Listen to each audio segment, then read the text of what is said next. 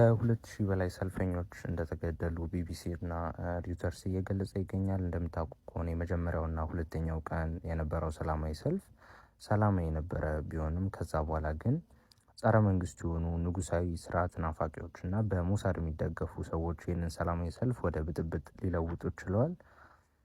ዶናልድ ትራምፕ እንግዲህ ምንም አይነት እርምጃ ቢወስድ ሚድል ኢስት ውስጥ ያሉትን የትኛውም የአሜሪካ ቤዝ እንደሚመቱ አያቶላ ኻሜኒ ተናግረዋል።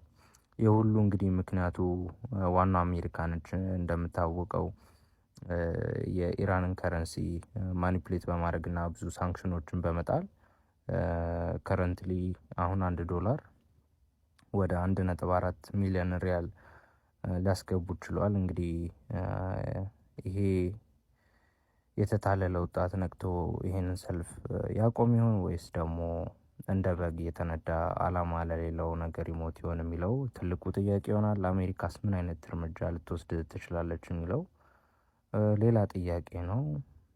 ፒስ አውት።